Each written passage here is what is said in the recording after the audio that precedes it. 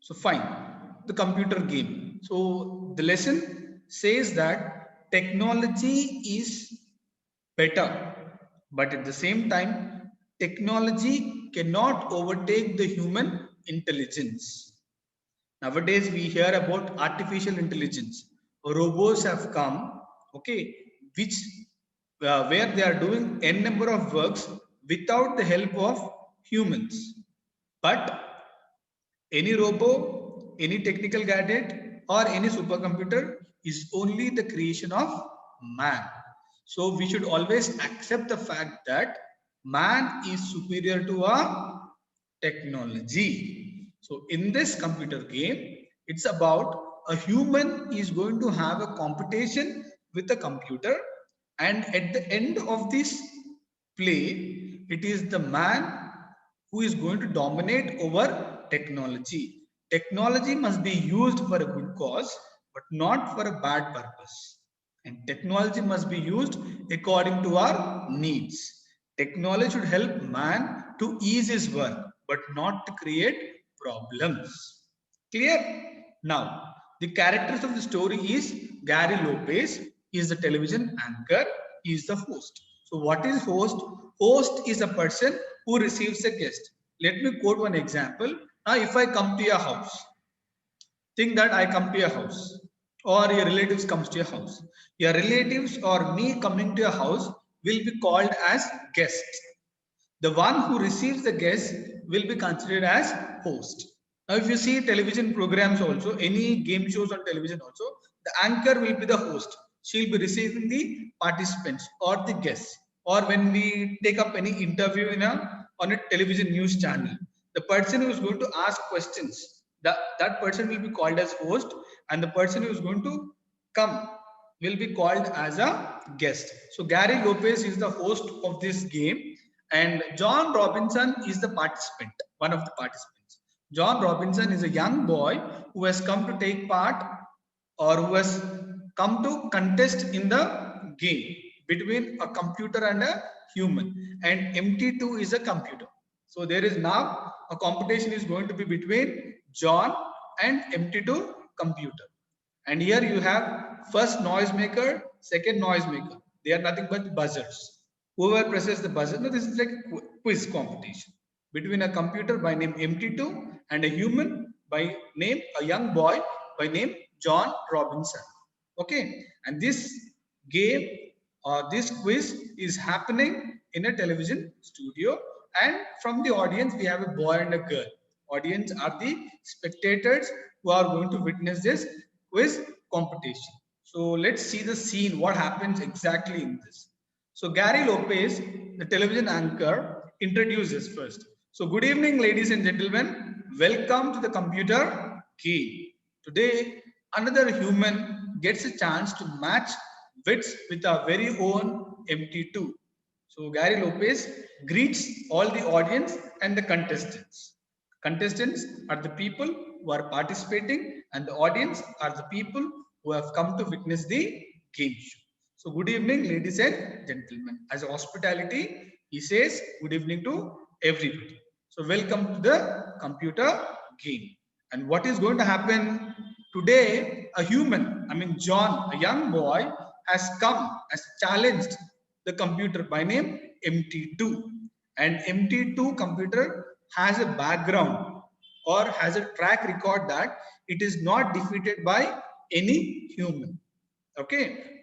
Previously, MT2 participated in many of the competitions, and obviously MT2 only has won. But today, one more competition where a boy by name John is going to combat or is going to have a contest with the MT2 computer. So, wits means sharp thinking, spontaneous thinking, or having a quick understanding is called as wit, or the intelligence of a person is also termed as wit. Okay, so MT2 blinks its lights and the studio audience clap loudly. So MT2 started to blink the lights because it's a computer, it has a lights, and the lights were blinking. And Gary Lopez, today's player is John Robinson from Oak Street School. So this is he's a boy, okay, and He is going to contest, okay, in opposite to the MT2. So he introduces John Robinson from Oak Street School and feeling smart, John. So Gary Lopez is asking a question to John. John, are you feeling smart? Smart means here, are you feeling very excited or are you feeling that you are intelligent? Okay, it's not the external.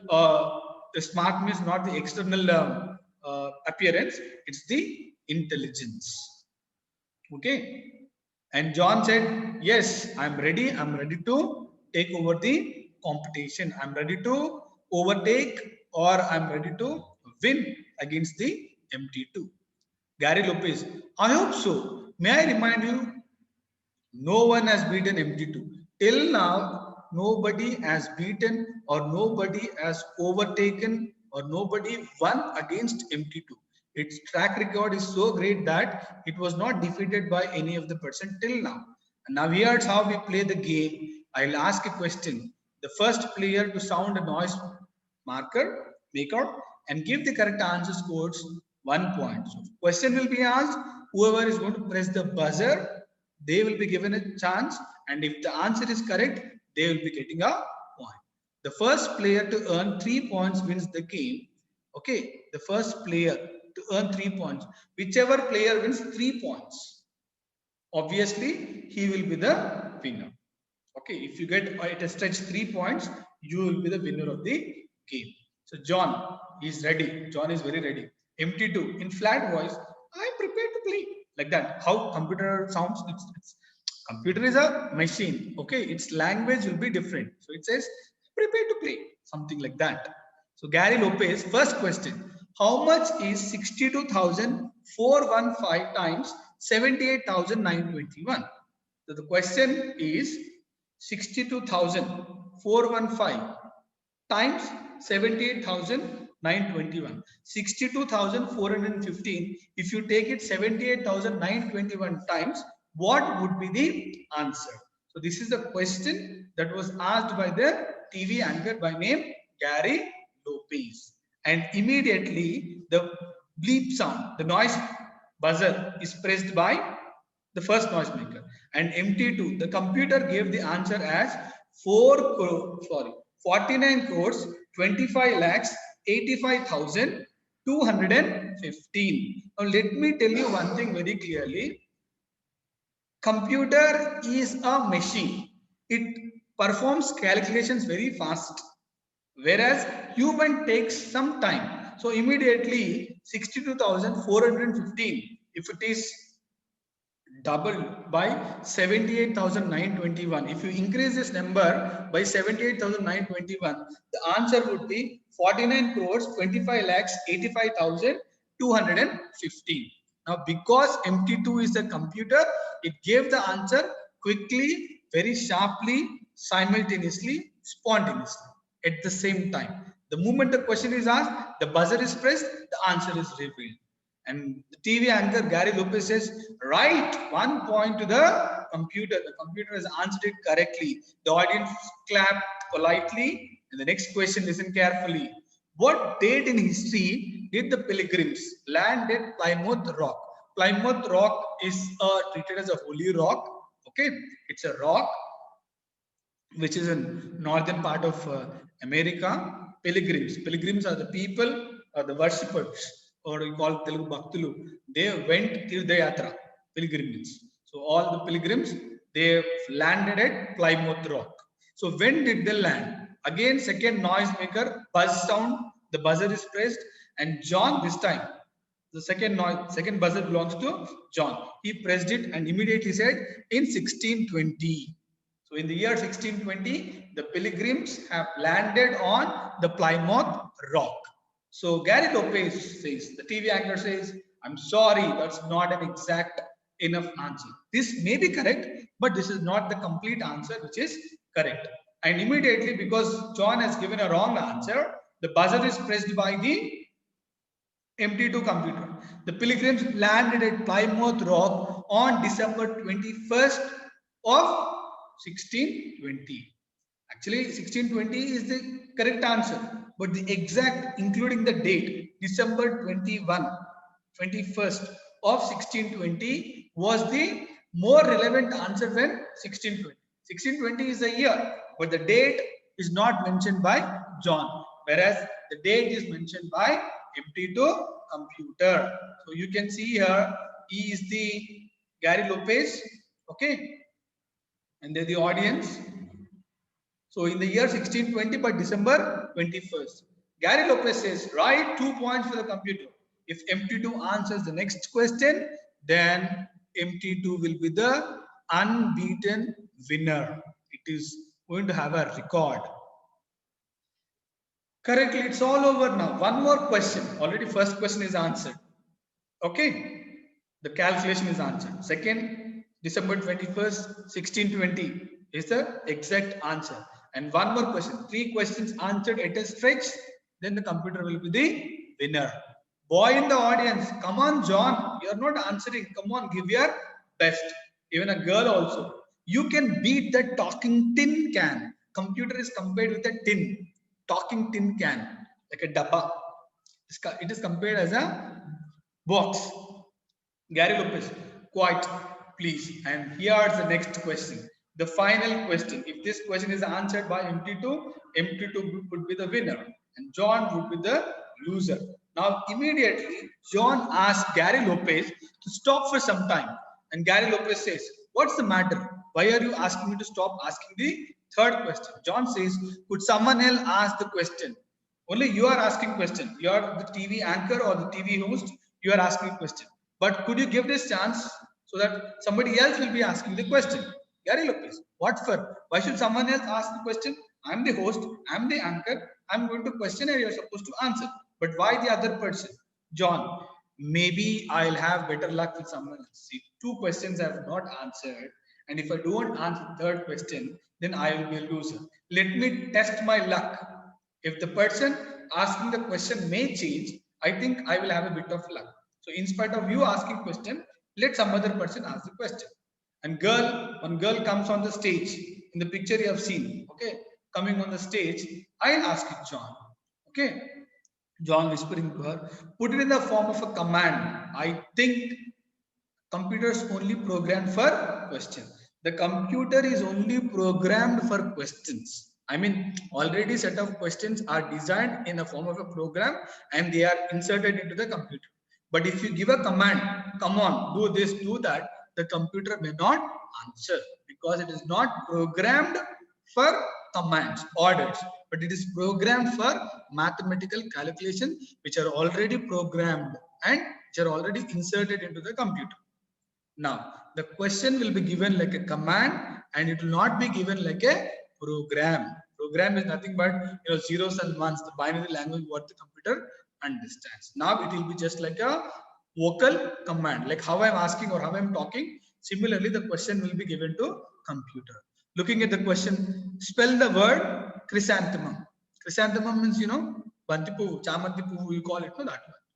First noisemaker, MT2, again, the computer has pressed the buzzer. Chrysanthemum is spelled. It is not able to pronounce the word chrysanthemum because this particular chrysanthemum word is not programmed in the computer. It is only programmed with certain set of questions as a programming language. But a new question asked, it cannot give the answer. Now the girl is feeling excited. MT2, I do not follow the question. I am not able to understand the question because you are asking as a command. Please repeat in the programmed form. Programmed form means with zeros and one, the computer language. The question must be coded into computer language and the computer can understand and give the answer. But because every question is programmed and the boy is not able to answer, now the question is given as a command. And when the question is given as a command, the computer is not able to give. And this gives a chance for John. Buzz. John says, chrysanthemum, CHRYSANTHEMUM, chrysanthemum. And girl says, right, 1 point for John. Okay. Hurrah. Hurrah is nothing but explanation. When you say something, when you are excited and immediately slowing down I am empty too, I am empty too, I am empty, I am empty, I am empty. What has happened? There's a technical part failure in the computer, and the computer is breaking down. I mean, it is going to be damaged. Boy, then John's the winner. If the computer is going to be damaged, and if it is not going to be responded, of course, it has answered two questions, but John has answered one question. But if the computer is not ready to take up the other questions, obviously it will be the John winner. Suddenly, MT2 lights begin in flashing wildly. Lights are blinking. I mean, on and off, and smoke is coming out of it from the top of the computer. And look what's done. It's blown a fuse. The fuse of the computer, the chip of the computer is damaged. And now John says, the boy feels excited and says that what I call a poor loser. So Stephen Ortfinowski. So Stephen Ortfinowski is the writer of this story. The purpose, obviously, at the end of the quiz competition, who has won the quiz now? The quiz is won by John. How did John win the quiz? John won the quiz because, in spite of giving the question to the computer in a programmed language, which includes a computer language like binary language of zeros and ones, it is given as a normal command like how you and I speak. When the command is given like a human voice, the computer was not able to understand, and moreover, because it has been running with the electric power, there was some power fluctuation and the fuse was broken, the fuse was out, and within no time, smoke came out and the computer was damaged.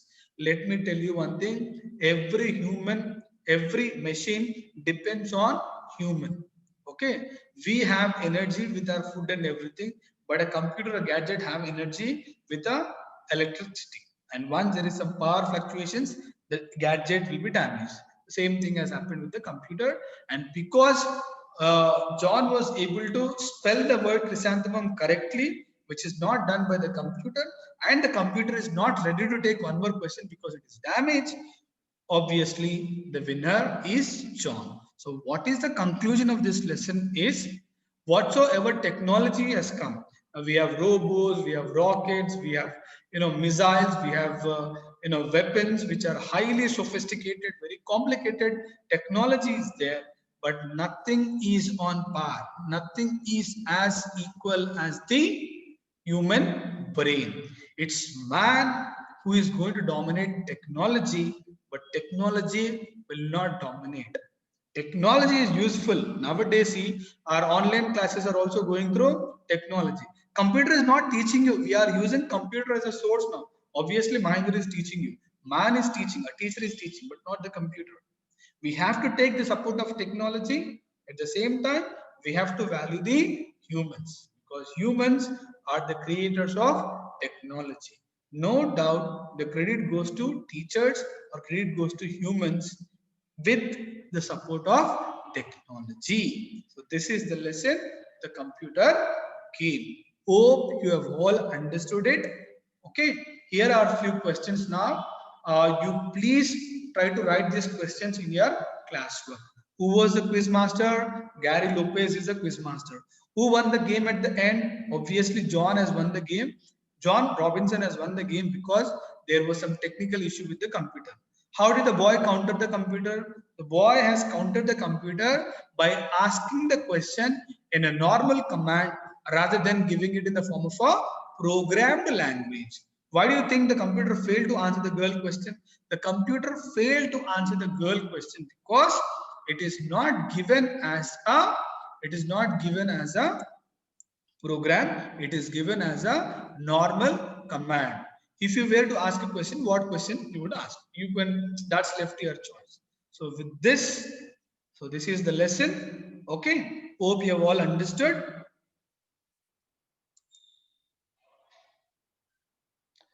Thank you very much for your patience listening. If there are any queries, any doubts, you can put it in your class group. I'll come back to it and clarify your doubts.